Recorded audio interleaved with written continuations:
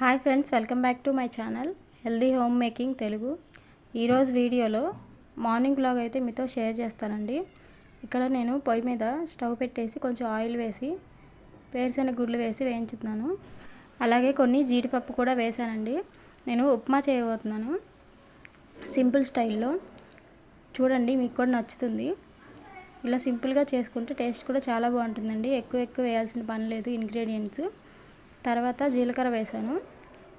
జీడిపప్పు వేరుశెనగ గుళ్ళు వేగిపోయిన తర్వాత జీలకర్ర కరివేపాకు వేసాను. ఇప్పుడు అవి కూడా వేసిన తర్వాత ఉల్లిపాయలు, పచ్చిమిర్చి ఇంకా టమాటా ఒకటే యాడ్ చేశానండి. టేస్ట్ బాగుంటుంది. ఇక్కడ తాలింపులో నేను జీలకర్ర ఒక్కటే వేసానండి.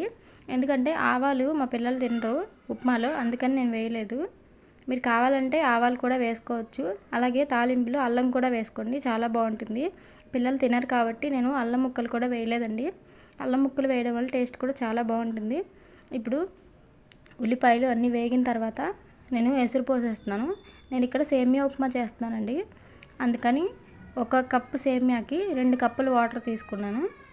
1 కప్పు సేమియాకి 2 కప్పుల వాటర్, ఇది కరెక్ట్ కొలత అనమాట. ఎసురు పోసుకున్న తర్వాత సరిపడా ఉప్పు వేసి ఒకసారి కలిపేద్దాం. ఉప్పు కూడా వేసుకున్నాం కదండి. ఉప్పు వేసుకున్న తర్వాత మూత పెట్టుకొని ఎసురు అంతా మరిగించుకుందాం. ఎసురు మరిగిన తర్వాత మనం ఇప్పుడు సేమియా అనేది యాడ్ చేసుకుందాం. సేమియాని మీరు కావాలంటే వేసే ముందు నేతిలో ఒకసారి ఫ్రై చేసుకొని వేసుకున్నా కానీ టేస్ట్ బాగుంటుందండి. ముందు వీడియోస్లో మీకు ఆ వీడియో కూడా షేర్ చేస్తాను. ఇప్పుడైతే నేను మామూలుగానే వేసేస్తున్నాను. ఇప్పుడు ఒకసారి కలుపుకొని మళ్ళీ మూత పెట్టుకుందామండి. బాగా ఉడుకుతుంది. చూడండి, ఇలా సేమియా అంతా ఉడికిపోయింది కదా, దగ్గరకు వచ్చేస్తుంది. తర్వాత 2 మినిట్స్ అలాగే వదిలేస్తే మన ఉప్మా అంతా రెడీ అయిపోతుందండి. టేస్ట్ అనేది చాలా బాగా వచ్చింది. సింపుల్ స్టైల్లో మీరు కూడా ఒకసారి ట్రై చేయండి.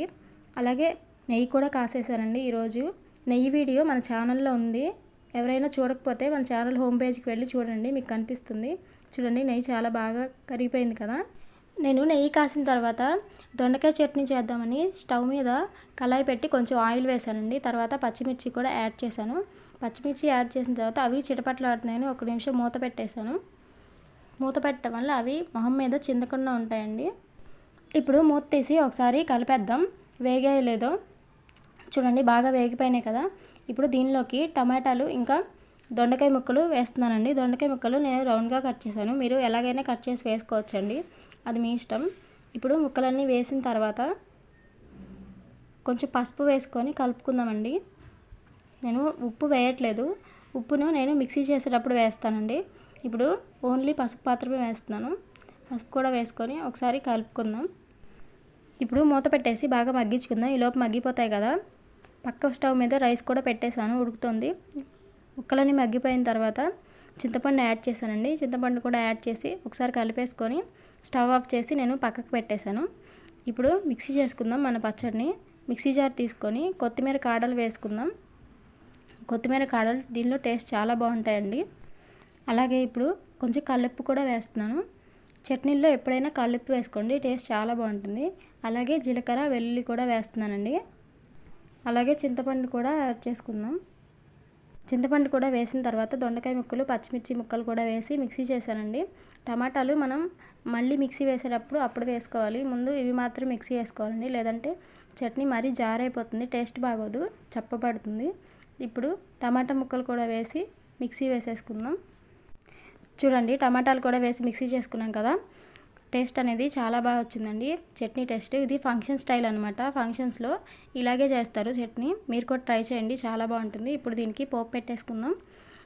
ముందుగా ఒక చిన్న కళాయి పెట్టుకొని అందులో శనగపప్పు వేసానండి, పచ్చిశనగపప్పు.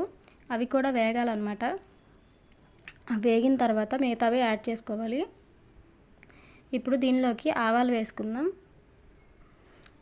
చట్నీ మీరు తప్పకుండా ట్రై చేయండి, చాలా బాగా వచ్చింది టేస్ట్. అలాగే మన ఛానల్ని ఎవరైనా సబ్స్క్రైబ్ చేసుకోకపోతే సబ్స్క్రైబ్ చేసుకోండి వెంటనే. అలాగే లైక్ చేయండి, ఇంకా షేర్ చేయండి కొత్తగా చూసేవాళ్ళు మన ఛానల్ని. మన ఛానల్లో హెల్దీ రెసిపీస్ అయితే ముందు రాబోతున్నాయండి, మీకు చాలా యూస్ఫుల్ అవుతాయి. ఖచ్చితంగా నా ఛానల్ని సబ్స్క్రైబ్ చేసుకోండి, నన్ను ఇంకా సపోర్ట్ చేయండి. ఇప్పుడు జీలకర్ర వేసుకుందాం. జీలకర్ర కూడా వేగిన తర్వాత ఇప్పుడు ఎండుమిర్చి వేస్తానండి. ఎండుమిర్చి తప్పకుండా వేసుకోండి. ఎండుమిర్చి ఫ్లేవర్ అనేది ఈ చట్నీలో చాలా బాగుంటుంది. తర్వాత కరివేపాకు కూడా వేసాను. కరివేపాకు కూడా వేగిపోయింది కదా. ఇప్పుడు దీనిలో మనం ఇందాక కొత్తిమీర ఉంచుకున్నాం కదా పక్కకి, కొంచెం అది కూడా వేసేసి కొంచెం పసుపు వేస్తున్నాను. పసుపు కూడా వేసుకోండి, బాగుంటుంది ఫ్లేవర్ అనేది. ఇప్పుడు ఒకసారి కలిపేసుకుందామండి. తాలింపు అంతా బాగా వేయించుకుందాం. తాలింపు అంతా బాగా వేగిపోయింది కదా. ఇప్పుడు మనం దీనిలోకి మిక్సీ చేసుకున్న చట్నీ అంతా యాడ్ చేసి కలుపుకుందాం. సాల్ట్ మీకు సరిపోనట్టయితే ఈ స్టేజ్లో వేసుకోండి. నేను సరిపోయిందని వేయలేదండి, కొంచెం తక్కువైతే మరి కొంచెమే వేసాను. మీకు సరిపోయినంత సాల్ట్ మీరు వేసుకోండి. చూడండి ఎంత బాగా వచ్చిందో చట్నీ. తప్పకుండా ట్రై చేయండి, టేస్ట్ అనేది చాలా బాగుంటుంది. బాగా కలుపుకున్న తర్వాత ఇప్పుడు దీనిలోకి కొత్తిమీర యాడ్ చేసుకుందామండి. కొత్తిమీర ఈ చట్నీలోకి కొంచెం ఎక్కువ పడుతుంది, ఫ్లేవర్ అనేది చాలా బాగుంటుందండి. దొండకాయ చట్నీలో కొత్తిమీర టేస్ట్ మీ దగ్గర ఉంటే ఖచ్చితంగా వేసుకోండి, అసలు స్కిప్ చేయొద్దు. చూడండి మన చట్నీ రెడీ అయిపోయింది. టేస్ట్ మాత్రం చాలా సూపర్గా వచ్చిందండి. ఫంక్షన్ స్టైల్ చట్నీ ఇది. చట్నీ అయిపోయింది కదా, పక్కకు పెట్టేశాను. అలాగే రైస్ కూడా కుక్ అయిపోయిందండి. ఎలా ఉంది నా వీడియో? నచ్చిందా మీకు? అయితే ఖచ్చితంగా కామెంట్ చేయండి, ఇంకా షేర్ చేయండి, లైక్